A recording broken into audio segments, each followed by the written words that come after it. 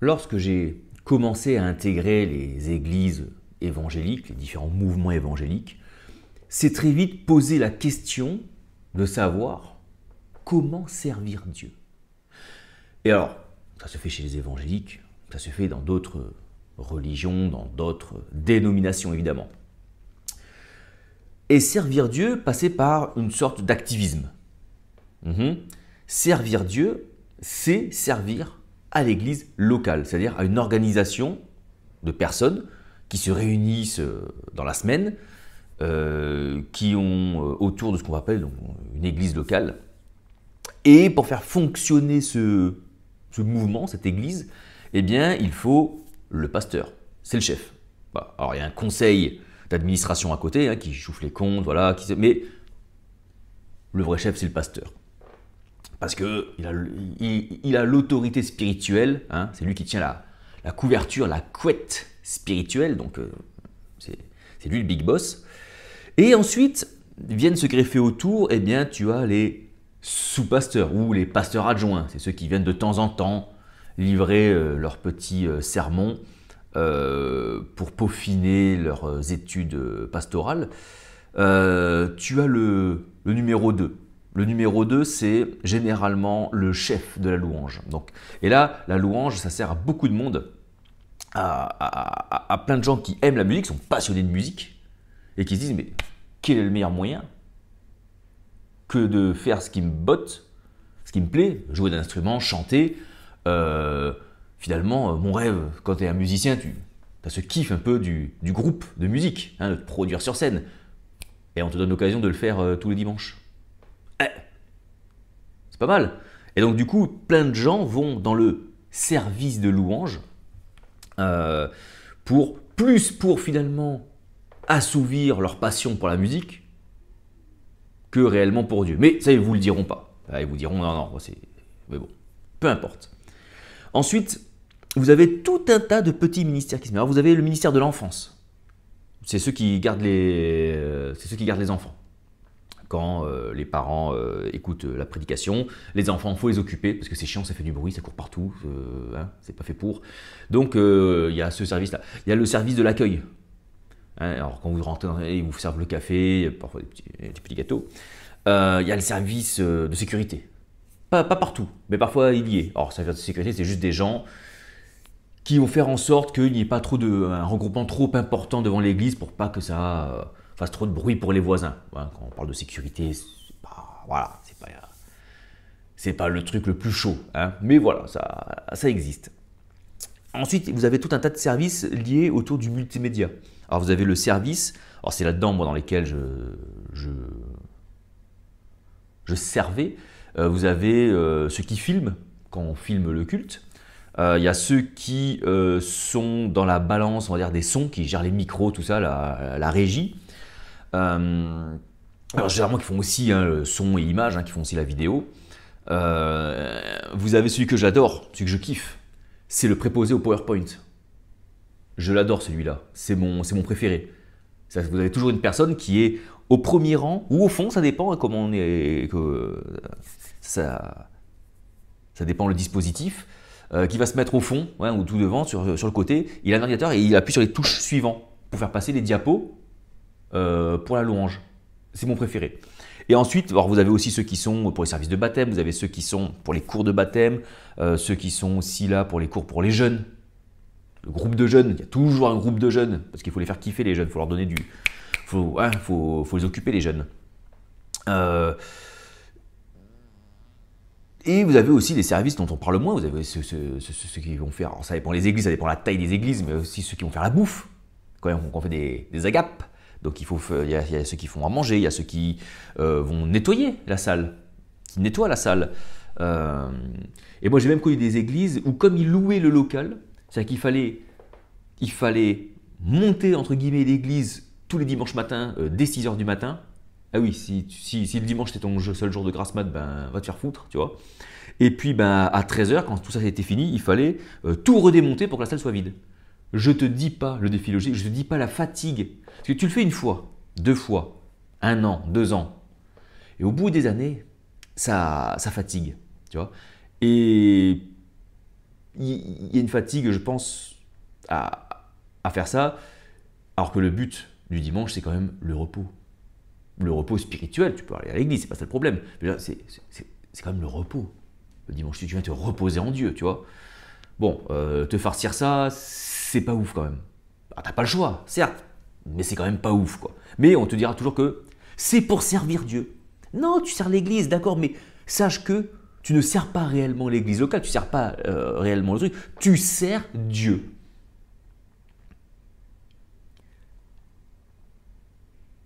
Dans leur conception à eux, c'est juste. Dans leur conception, et je pense que quand ils disent ça, ils sont honnêtes. Alors, bon, tu as des escrocs partout, on est d'accord. Mais pour eux, dans leur conception de l'église locale, ils sont honnêtes. Parce que pour eux, l'église locale, c'est comme une ambassade ou un consulat du royaume de Dieu. Tu vois? Donc si tu travailles à l'ambassade de France en Chine, tu travailles pour la France. Tu vois? Donc eux, dans leur logique, dans leur raisonnement, ils sont cohérents. Et ça, c'est tout à leur mérite, j'ai envie de te dire. Ils sont cohérents. Le problème, c'est que ça, c'est de la merde. Pourquoi c'est de la merde? Parce que le temple du Saint-Esprit, donc, si tu veux, ce qui est censé être le bâtiment, ce qui est visible, c'est pas l'église locale. Toi. C'est toi, c'est moi, et lui, et elle, et tous ceux qui le veulent. T'as compris? Pourquoi? Parce que le temple de Dieu n'est pas construit de main d'homme, donc c'est pas une organisation pensée, ou même un bâtiment, donc c'est même pas une église de maison, un groupe de maison non plus, ça marche pas. Voilà, hein. Le groupe de maison, généralement, très généralement, je vais pas faire une généralité, mais c'est pas une généralité, mais très généralement quand même, le groupe de maison, ce sont des gens, et ça c'est pour Bibi, hein. Là je parle de moi, hein. Enfin je parle de mon ancien moi. Ce sont des gens frustrés de l'église locale, frustrés parce que l'église locale est souvent tellement verrouillée que enfin, t'as pas d'expression. Ah si, ceux qui sont à la louange, ils kiffent, tu vois. Ceux qui sont dans les petits services, ils arrivent à kiffer, tu vois. Mais le lambda qui vient le dimanche matin, il n'a pas d'expression et c'est frustrant. Surtout quand tu sens que tu as du zèle, que tu sens que tu as un intellect, que tu sens que tu as des connaissances et que tu as envie de mettre ça, tu vois, que tu as envie de développer. Eh ben non, tu vois. Et donc les gens, par frustration, vont faire des groupes de maison. Mais ils reproduisent dans le groupe de maison ce qui existe à l'église. Sauf que, en fait, c'est eux les chefs là. Mais si, vous savez très bien. Enfin, pour ceux qui ont connu ça, allez, hein, on va arrêter de se mentir. Tu veux que je te raconte une anecdote? Là, on est dans la vidéo, freestyle. Est-ce que tu connais... Attends, j'ai mon ordinateur, je vais m'assurer de donner le bon nom. Mais je vais te raconter une anecdote absolument délicieuse.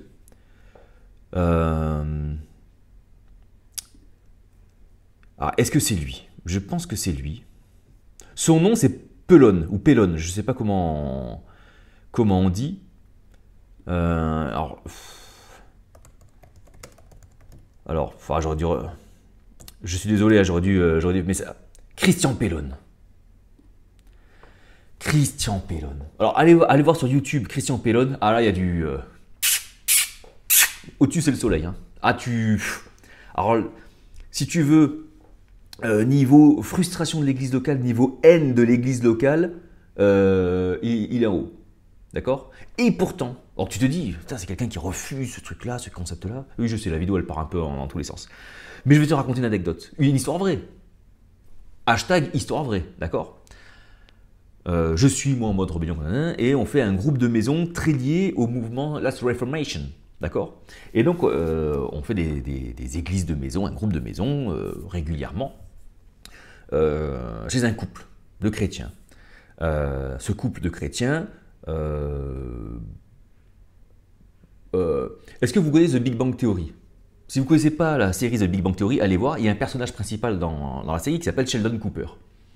Et bien là, on avait, si vous voulez, dans le couple qui nous recevait, le mari, c'était le Sheldon Cooper du monde évangélique. D'accord? Voilà, je te laisse nourrir ton imagination, d'accord? Il faut quelques références, un peu pop culture, hein, à un moment donné. Allume ta télé et sors le dimanche, hein, j'ai envie de te dire. Bon. Et donc, on va chez ces gens-là. Et une des participantes, elle nous dit, mais cette semaine, j'ai rencontré quelqu'un, c'est Christian Pellon. Alors comme il fait des vidéos que dans le milieu évangélique, dans un certain milieu évangélique, il est un petit peu connu, il a une petite gloire. Je l'ai rencontré, je crois que c'était à Sanary-sur-Mer, hein, à côté de Toulon. Et puis je lui ai dit de passer, ce soir. On se dit là, et en plus j'avais moi dans le groupe de maison, un collègue, qui lui me racontait qu'il s'était converti, qu'il avait été touché par Christian Pellon. Donc on a entendu ça, le mec il était « Oh, mon idole arrive », tu vois. Et effectivement il arrive. Il arrive pas n'importe comment le mec. Le mec il arrive, je revois la scène, il est dans l'encadrement du couloir, dans le couloir, tout droit, et avec sa Bible, tu sais, la Bible calée sous le bras comme ça, avec son épouse à côté, toute soumise. Tu vas voir au fil de l'histoire Et donc, on se présente, on commence à discuter, et là le mec, oui, en fait, vous êtes une dénomination, moi je ne suis pas venu ici dans une église de dénomination. On lui explique, non, en fait nous, on vous explique comment on s'est rencontrés, il y a The Last Reformation, c'est un mouvement voilà, chrétien, évangélique, machin, et nous, comme il y a une carte interactive, bon, on a vu qui habitait, puis on s'est dit, comme on habite les uns près des autres, on se regroupe, mais on n'avait pas l'étiquette. La Reformation, on ne se revendiquait pas de ce mouvement-là, c'est juste que, voilà. Et là, il commence à nous faire une leçon de comment il faut se comporter, comment il faut croire. Et puis, il commence à faire du bruit. Et l'épouse, elle lui dit, excusez-nous, désolé, mais moi, j'ai mes enfants qui sont très jeunes, très petits, hein, qui sont des bébés, ils dorment. Et il ne faudrait pas faire de bruit. Parce que l'intention, il voulait démontrer un truc en lâchant la Bible par terre. Tu vois, sa grosse Bible, il voulait la lâcher par terre pour faire du bruit. Et elle lui dit, non, s'il vous plaît, j'ai mes petits qui dorment, on vient juste de les coucher. S'il vous plaît, merci de bien vouloir pas faire de bruit. Et là, il la regarde dans les yeux, c'est-à-dire de dire, je t'emmerde, tu vois. Et là, il lâche la Bible sur le parquet. Ben, un gros boum, l'enfant se réveille. Et là, tu avais mon pote qui découvre un Christian Pellon, mais complètement con. Tu vois, toi, dans l'attitude, t'es un con. Tu vois, j'en sais rien, toi qui regarderas cette vidéo, ce mec-là, j'en sais rien, tu vois, je m'en fous. Mais t'as une attitude de gros con. Donc tu peux avoir tout le zèle que tu veux avec ta Bible sous le bras, avec son épouse. Oui, mais quand même, c'est mon mari, respectez-le, la soumise de base. Ah, là, les claques qui se perdent, hein, je te le dis. Hein. Et moi, j'étais dans un certain mood. Tu me refais ça là aujourd'hui. Mais je te prends par les nougats, mon gars.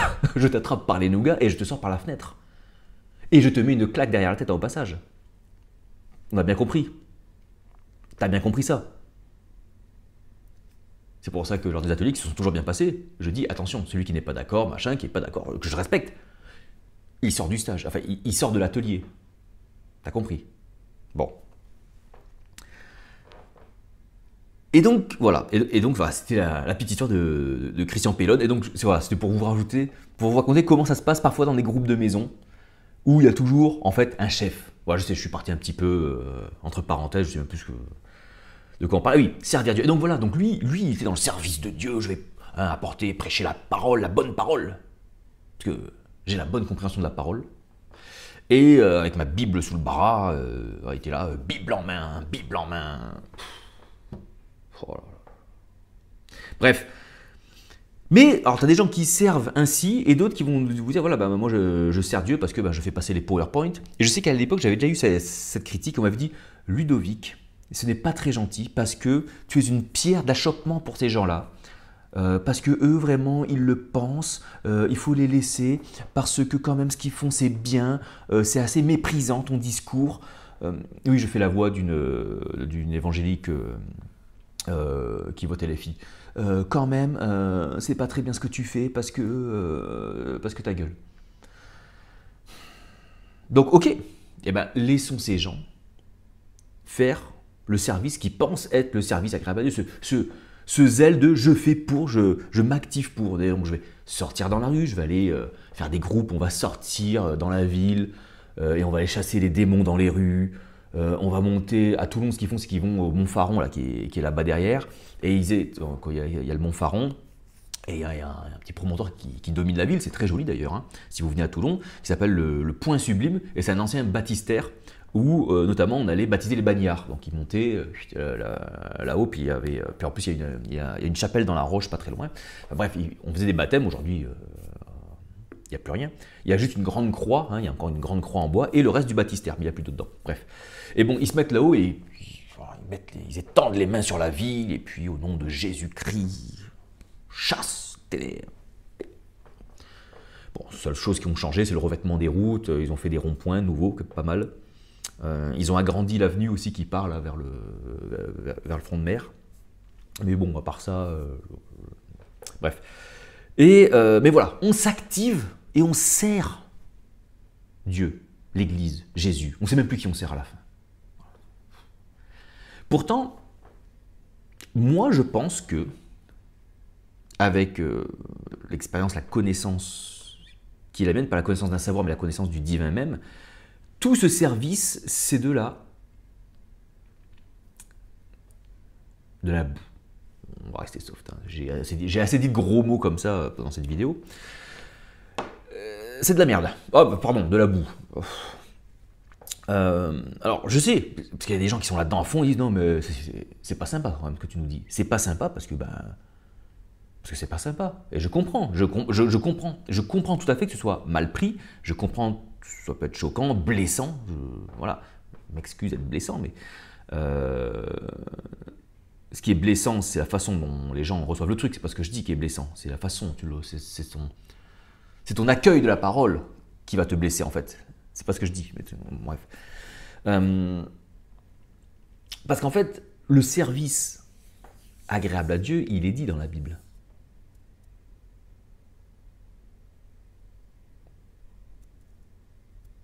C'est votre corps. On en revient au temple du Saint-Esprit. Ne savez-vous pas que vous êtes le temple du Saint-Esprit? En fait, donc la représentation de Dieu sur terre, l'Église, ce n'est pas une institution, c'est une incarnation. Et c'est cette incarnation qui révèle Dieu au monde. Si maintenant ces personnes-là, ce que tu vas me dire, c'est anti-église et tout, calme-toi gaga. Si maintenant ces incarnations veulent, souhaitent, jugent utile de se réunir et de s'organiser pour, franchement, je me demande pourquoi, pour mieux agir, mieux impacter le monde. Impact, ça y est, c'est passé de mode hein, dans les églises évangéliques, tous les mouvements ils s'appelaient impact. Impact, impacter le monde, yes, tu vois. Et on prie comme ça avec les yeux froncés. Tellement ils fronçaient, tu pouvais leur mettre une pièce entre les sourcils, ça tenait tout seul. Parce que c'est l'Esprit Saint, puissance de Dieu.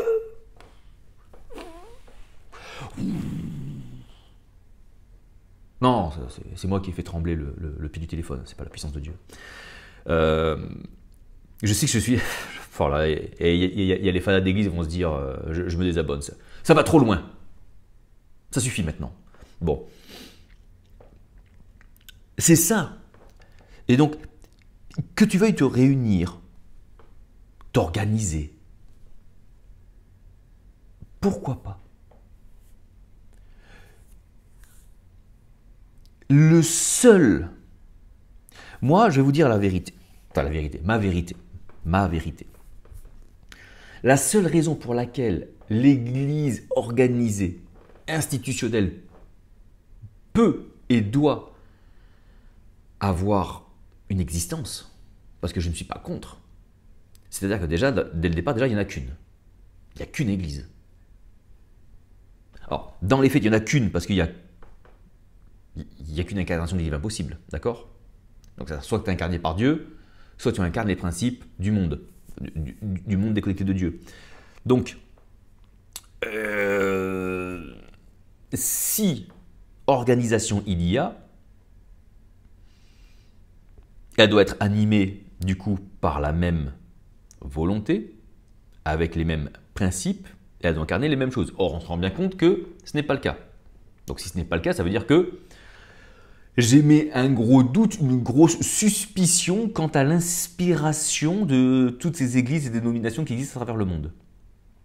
Parce que dès lors qu'il y en a une qui dit « bah non, nous on va faire comme ça », et l'autre qui dit « bah moi je ne suis pas d'accord avec toi et je vais faire comme ça », c'est que déjà il y a un problème.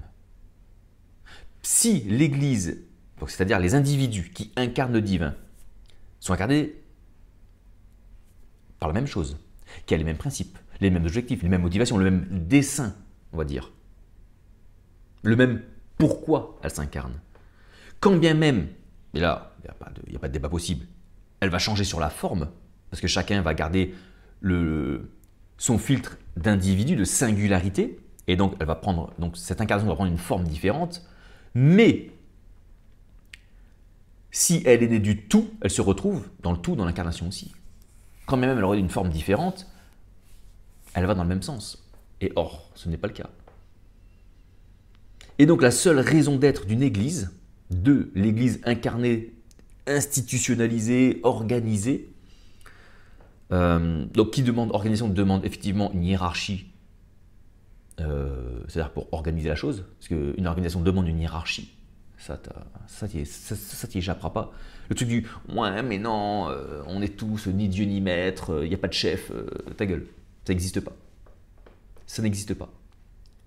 Même dans les mouvements hippies, pas de chef, il y a toujours un chef à la fin qui décide. Voilà. Même chez les Schtroumpfs, il y a le grand Schtroumpf. Donc voilà. Et les Schtroumpfs, ils ont toujours raison. Bon. Pourquoi pas? Mais cette église-là, elle doit donc pas être dans un truc d'activité. C'est-à-dire, on va créer des activités, on va créer des concepts pour aller impacter le monde. Non. Tu laisses les gens. Tu laisses... En fait, ce n'est pas l'église qui fait les individus, ce sont les individus qui font l'église. Ce n'est pas le mur qui fait les briques, c'est les briques qui font le mur. Voilà. Et donc chacun étant un membre, chacun remplit sa fonction. Le chef c'est qui? C'est la source. On dit c'est Jésus. Oui, c'est le Christ. C'est le Christ. Le Christ qui est l'union du divin et de la conscience. C'est donc l'incarnation. Le Christ, c'est l'incarnation. Et donc c'est ça le moteur même, c'est le principe de l'incarnation. Et l'incarnation c'est quoi? C'est l'homme animé par le divin. C'est ça l'incarnation, c'est Dieu qui vit dans l'homme. Et c'est ça le service agréable à Dieu, c'est ni plus ni moins que l'incarnation. Et elle n'a même pas besoin d'être organisée, puisque de toi-même, si tu incarnes, tu impactes en fait. Et quand tu impactes, c'est pas... Et on va revenir sur l'impact, parce que quand on parle d'impact, c'était donner une bonne image, un bon témoignage de Jésus. Comment tu veux que je témoigne de Jésus? Le mec, je ne l'ai pas connu. Tu l'as connu toi Jésus? Le vrai, enfin le temporel? Non, on ne l'a pas connu. Bon, ce qu'on connaît de Jésus, c'est quoi? C'est un enseignement. C'est un enseignement qui nous apprend à comment saisir la grâce et comment l'incarner. Parce que la grâce, c'est quoi? C'est juste la vie Zoé. C'est la vie, la vie, la vie. D'accord?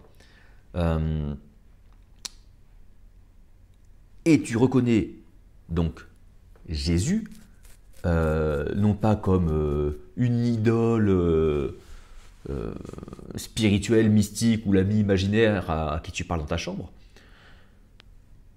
Jésus, c'est l'image, c'est un peu l'archétype, si tu veux, de un homme, une femme, un individu qui incarne le divin. Et c'est comme ça que tu reconnais Jésus, que tu connais Jésus.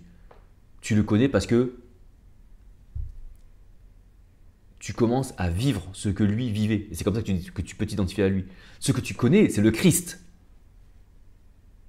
Mais c'est pareil. Ah. Bon, je ne vais pas pouvoir aborder tous les sujets dans la même vidéo, d'accord? Ce que toi tu connais, la rencontre que tu as faite, c'est le Christ. C'est ton toi, c'est-à-dire ta singularité, ta conscience, qui a rencontré le divin. Et ça a fait pouf, pouf. Et là tu as vu le Christ.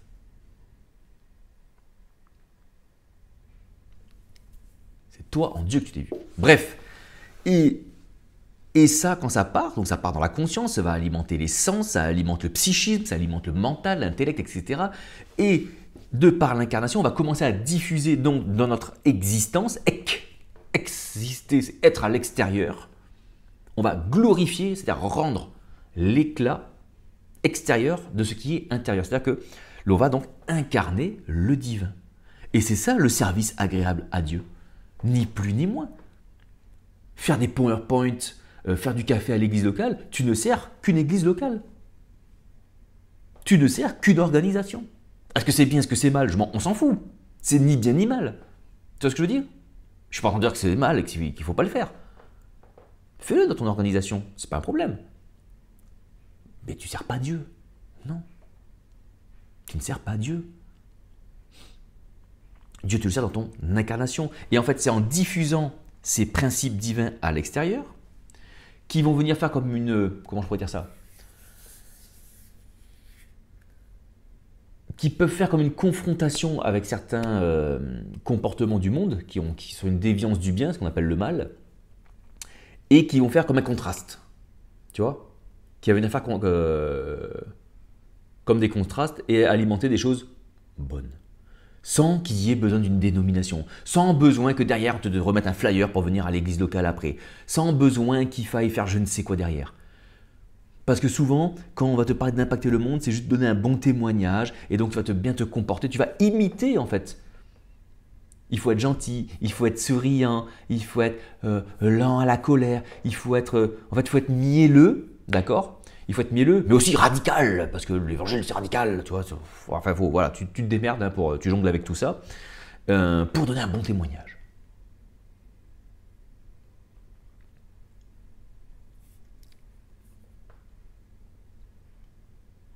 Ah, et c'est ça ce que les églises locales disent aux gens. Hein. Donc tu viens à l'église, nous on va t'équiper, hein, on va te prêcher la parole, c'est-à-dire que, en fait, la parole on va te la mâcher et on va te la cracher avec notre conception, avec notre religiosité, avec notre filtre doctrinal. Et puis, à partir de ça, tu vas le mettre en pratique. C'est-à-dire que tu vas te comporter conformément à ce qu'on t'a entendu le dimanche. Et tu vas te comporter comme ça avec les gens. Et tu feras la différence. C'est comme ça qu'on va agrandir le royaume de Dieu. Voilà. Et eux, ils pensent qu'on a agrandi le royaume de Dieu comme ça. Pourtant, c'est pas du tout ce qu'il y a dans les évangiles. Mais c'est pas du tout ça qu'il y a dans les évangiles. Dans les évangiles, ils disent que Paul, bon, qui dit pas toujours que des conneries, Paul, il dit excité à la jalousie. L'idée, c'est de créer un contraste. Alors, il y avait une église dans laquelle j'allais, il disait il faut que les gens vous aiment jusqu'à ce qu'ils se demandent pourquoi on les aime, tu vois. Donc, il fallait faire des actes d'amour pour... Alors des actes de bienveillance, etc., ce qui n'est pas mauvais, hein, évidemment, jusqu'à ce que les gens ils se demandent, mais pourquoi? Pourquoi cette personne me fait ça? Tu vois? Elle le fait parce que je veux qu'elle prenne connaissance de Dieu. Tu vois? Leur principe, c'est ça. Il faut que les gens, faut que vous aimiez les gens jusqu'à ce qu'ils se demandent, mais pourquoi en fait? Donc dans leur démarche, qui est très noble, donc tu as des gens de l'église voilà, qui faisaient des actes de bienveillance dans la vie de tous les jours. Hein. Et le but c'était de, ouais, comme ça, quand ils vont voir que je les aime, je leur demande, je vais pouvoir leur parler de Jésus, je vais leur parler de l'évangile, je vais leur dire de venir à l'église. Et en fait, ils le font comme avec une mission. Tu vois? Dans leur tête, ils sont en mission. Parce que je suis un soldat du Christ. Tu l'as aussi cette référence-là. Je suis un soldat du Christ et donc je suis en mission pour agrandir le royaume. Et en fait, la grande différence, et c'est ça la vidéo sur... je vais changer la compréhension et l'expression du christianisme, c'est qu'en fait, l'incarnation, tu n'as pas cette mission. Tu n'as pas la mission de impacter le monde. Tu incarnes naturellement les principes. Et toute la différence est là. Qui dit mission, dit compte rendu. Je suis militaire, tu ne vas pas me l'apprendre quand même. Une mission, tu as un compte rendu. Et donc tu fais un compte rendu. Et ton compte rendu, tu vas le faire à Dieu. Oui, j'ai fait ci, j'ai fait ça. Et tu es toujours dans cet échange, tu vois. Tu es toujours dans cet échange entre Dieu et toi. Et moi, j'ai fait ci, merci ça. Le Père et le Fils ne font qu'un. Tu ne rends pas compte des choses puisque tu incarnes cette chose-là, tu l'es cette chose-là. Vous êtes des dieux. Vous êtes le temple du Saint-Esprit. Tu en es l'incarnation, tu en es la matérialisation.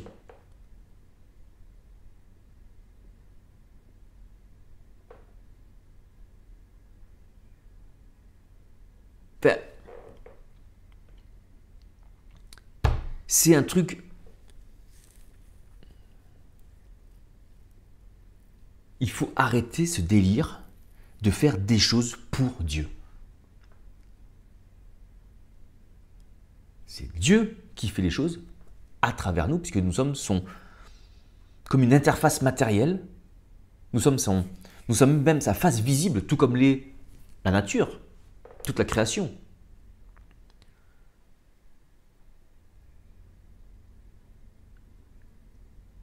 Et ça rejoint beaucoup évidemment la vidéo sur la volonté de Dieu. Je vais servir Dieu parce que c'est sa volonté, je vais faire la volonté de Dieu. Tu ne fais pas la volonté de Dieu, c'est lui qui fait la sienne. Et il n'a même pas de volonté, c'est juste sa nature, c'est son souffle en fait qui avance. Il déroule. Et quand ça arrive à toi, est-ce que toi, tu incarnes ça pour le balancer ensuite, pour être comme une porte dans la matière, dans le monde? Et l'Église, c'est ça, c'est juste elle encadre des gens pour qu'ils imitent les principes du royaume. On ne te demande pas de les imiter.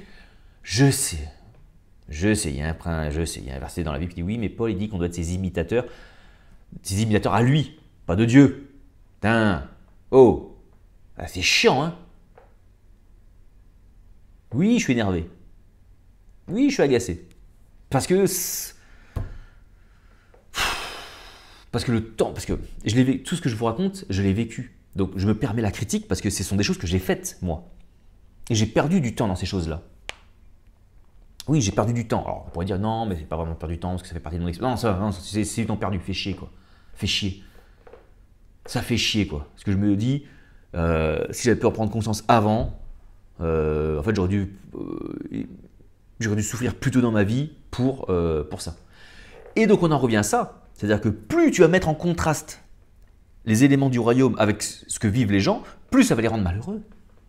Et nous, on est là pour rendre les gens malheureux. Oui.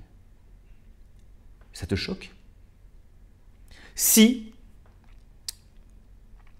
tout est déterminé. Oui, alors je sais, tu crois que tu as un libre arbitre. C'est bien, continue à le croire, c'est bien.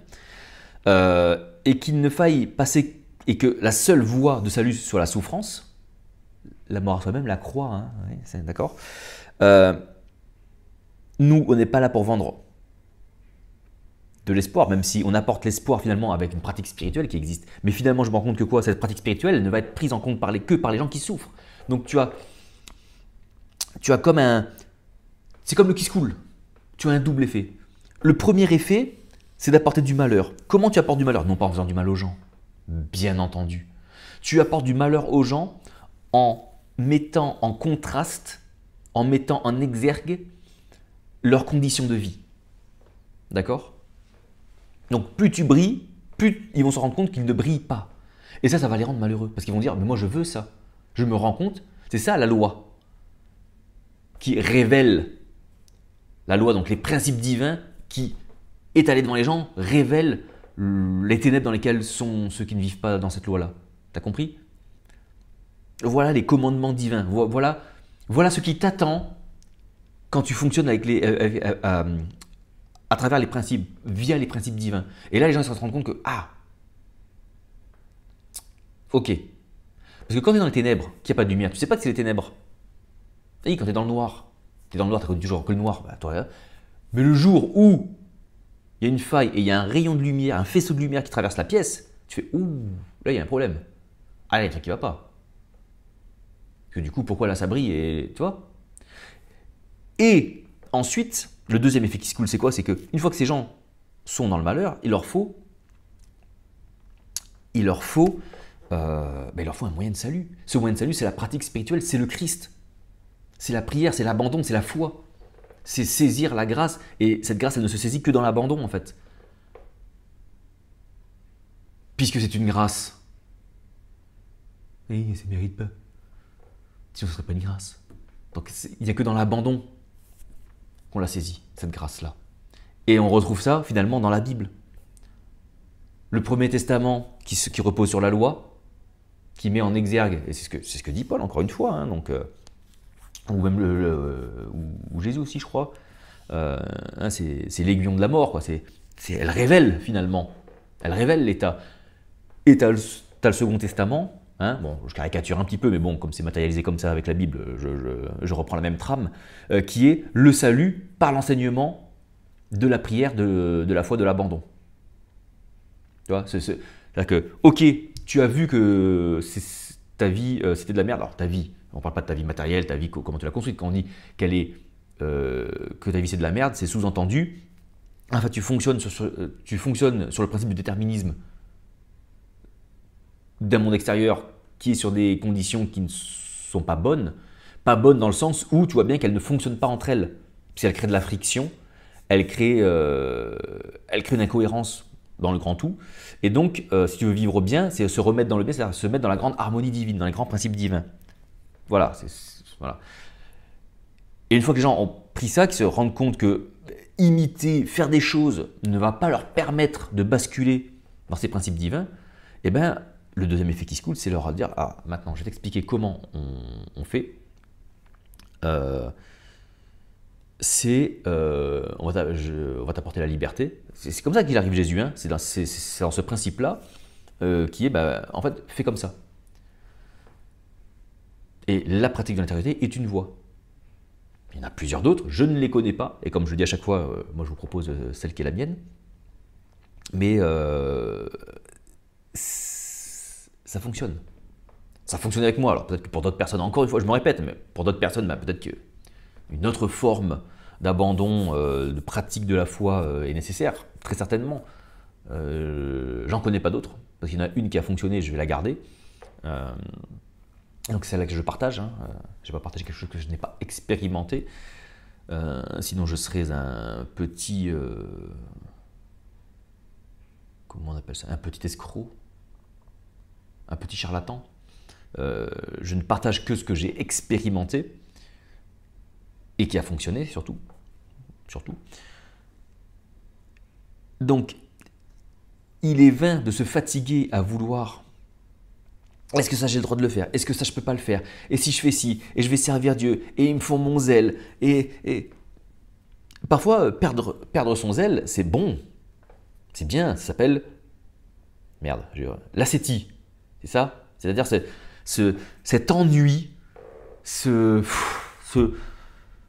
sais pas ce que j'ai pas envie, je sais pas, tu connais ça dans ta vie, tu sais, des moments où je sais pas ce que j'ai, t'as envie de faire ça? Non. Et ça t'as envie? Non, je sais pas, je sais pas. Tu sais, c'est le moment là où tu as envie de rien, tu sais pas pourquoi, tu sais pas. Je sais pas. Mais ça va pas? Je sais pas. T'es triste? Je sais pas. T'as pas envie de sortir? Je sais pas. Tu veux rester là? Je sais pas. Tu sais, voilà, tu sais pas. Voilà, t'as des moments comme ça. Et ben ceux-là, il faut... C'est ces moments où tu peux prendre. Et ils sont nécessaires. Cette ascétie, ce non-envie est nécessaire, est utile, parce qu'il est comme un marqueur à un moment donné. Il est comme... à quoi bon tout ça? Puisque ça n'avance pas. Ça n'avance pas parce que tu n'as pas pris par le bon bout. Et je vais te dire un truc. Comment se fait-il? Oui, parce que je discute avec les gens. J'ai des échanges avec les gens. Comment se fait-il que beaucoup de personnes dans les églises qui ont des activités, qui servent dans les trucs de jeunes, dans le machin, de ci, de ça, qui font même des trucs Facebook, je suis un vieux, Instagram avec des groupes d'impact et de machin, t'as l'impression qu'ils sont en feu. Hein. Et quand tu discutes avec eux, quand tu te poses avec eux, et que tu discutes avec eux, je ne vais pas te dire pour tous, il y en a qui sont dans le feu, qui s'aveuglent, mais ceux qui, au bout d'un moment, 1 an, 2 ans, 3 ans, quand ils se lâchent et qu'ils se confient à toi, ils sont à bout. Ils ne comprennent pas que ça ne marche pas. C'est compliqué parce que ça demande de perdre la face. Tout ce temps perdu. Alors on m'aurait menti. Tu vois? Et donc ils perdent la face. Et on n'a pas envie de perdre la face. Mais la vérité est que beaucoup de ces personnes-là, alors maintenant c'est TikTok, les reels sur Instagram, tous ces jeunes en feu, J'en ai connu tellement qui sont en feu, hein, quand tu les vois comme ça. Et quand tu les as en off et que tu creuses un peu, ils sont dépités. Ils sont dépités parce qu'en fait, dans leur vie, déjà, beaucoup se font voler leur vie par ces églises locales. Ah bah oui, on leur dit que c'est tellement pour Dieu que du coup, tout leur temps est consacré à ça. Ils prennent même plus le temps pour leurs études, pour leur famille, pour faire des rencontres, pour faire des activités. Il y en a beaucoup pour qui c'est comme ça. Ils sont tellement zélés pour Dieu. Et puis tu le rencontres 10 ans après, t'en es où? Ben, j'ai toujours pas de taf. Putain, le nombre de jeunes comme ça qui n'ont pas de boulot, quoi. Les mecs, ils ont 30 ans. Pas de meuf, pas de taf. Et ils sont toujours là où ils étaient il y a 10 ans au niveau de l'église. Alors quand ils avaient 18 ans, tu comprenais. Mec, t'arrives, t'as 30 ans maintenant, qu'est-ce qui se passe? Qu'est-ce qui s'est passé? C'est-à-dire que dans le monde, t'as pas bougé, tu es resté dans ton église locale à servir. T'as servi personne, t'as juste servi un pasteur, t'as servi un intérêt.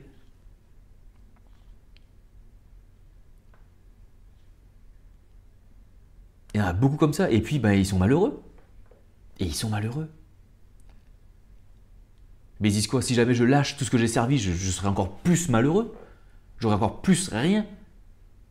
Alors je continue. Je prends sur moi. C'est mon fardeau. C'est ma croix. Non, c'est pas ta croix, putain. Laisse tomber ces trucs-là. Laissez tomber ces trucs-là. Enfin, je vous dis ça. La plupart de ceux qui écoutent ont déjà laissé tomber. Et ceux qui vont écouter, ah non, je vais pas laisser tomber parce que tu dis n'importe quoi, parce que l'église locale, c'est de Dieu, c'est marqué dans la Bible. Ta gueule, c'est marqué nulle part. C'est rassemblement, on parle de gens qui se retrouvent, qui s'assemblent. On ne te parle pas d'organisation, de machin, de service, de trucs.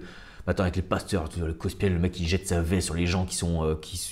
Les mecs qui sont chrétiens, ça fait 10 ans qu'ils vont à l'église, t'as encore des démons tous les dimanches qui sortent d'eux. Et putain, à un moment donné. Ouais, à un moment donné. Oh, mais c'est un truc de fou. C'est un truc de fou, je te jure. C'est un sketch. Mais c'est un sketch, le truc.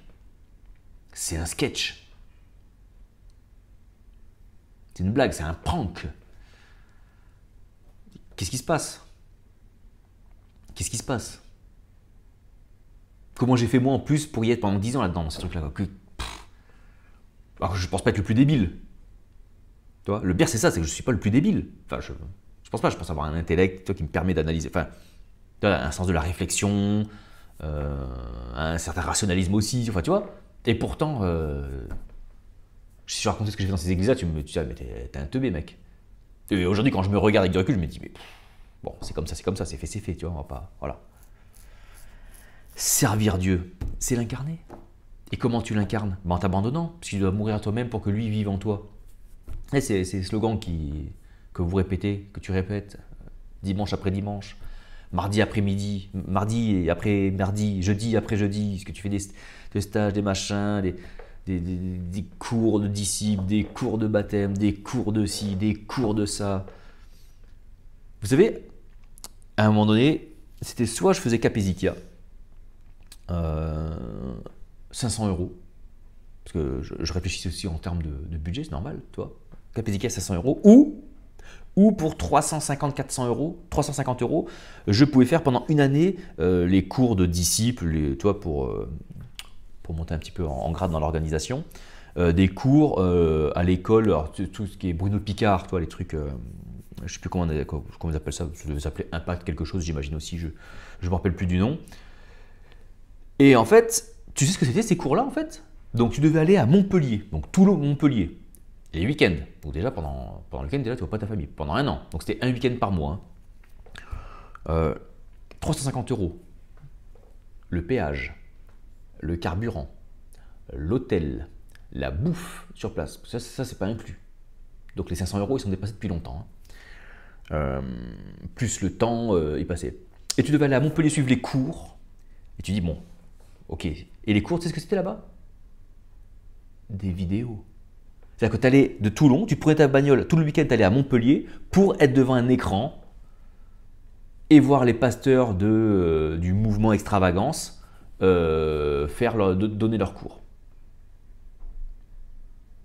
Alors au bout d'un moment, ils se sont dit, bon, en fait, comme c'est par écran, autant qu'on le mette à Toulon. Ça paraissait assez judicieux. Et donc le truc, c'était de, soit je m'inscris sur celle de Toulon, bon 300 € pour regarder des vidéos chier, ou je mets 500 € et je vais à Capéziquia. C'est le meilleur Capéziquia, c'est le meilleur investissement de ma vie. Mais clairement, alors ça sera peut-être pas le tien. Chacun sa voie, chacun son chemin, tu vois. Mais personnellement, c'est le meilleur investissement de ma vie. Parce que dans le parcours dans lequel j'étais, dans la conception des choses que j'avais, dans l'approche que j'avais de certains sujets, de certains thèmes, dogmes, etc., Capéziquia, ça a complètement matché avec moi. Parce qu'il y a la personnalité de Patrick Fontaine qui fait qu'elle matche aussi très bien avec la mienne. Et du coup, lui, il me met en forme son truc. Et forcément, comme il a créé Capéziquia, il l'a conçu, tu vois, avec sa singularité. Et qu'on a une qui est proche, très compatible en termes d'humour, en termes de soif, de curiosité, tu vois. Forcément, ce qui lui a pondu, entre guillemets, a créé, franchement, ça a bien matché avec moi, tu vois. C'est un peu comme un velcro, ça a fait, tu vois. Pour d'autres personnes, il y aura d'autres mises en forme qui leur conviendront beaucoup mieux, tu vois.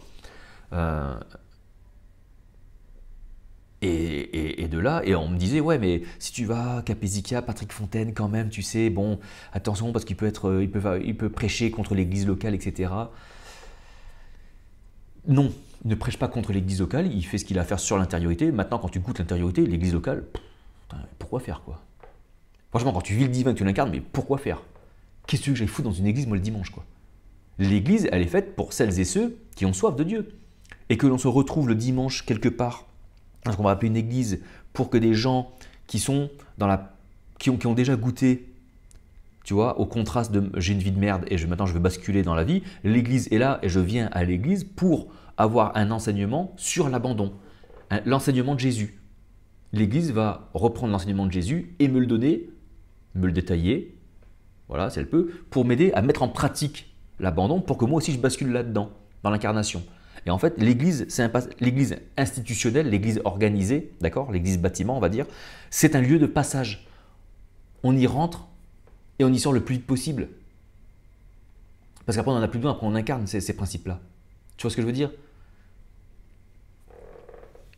Bon, allez, sur ce, j'attends des commentaires sur celle-là, ça peut être sympa, mais en commentaire, je ne pourrais pas non plus tout détailler. Donc peut-être qu'on fera un live là-dessus.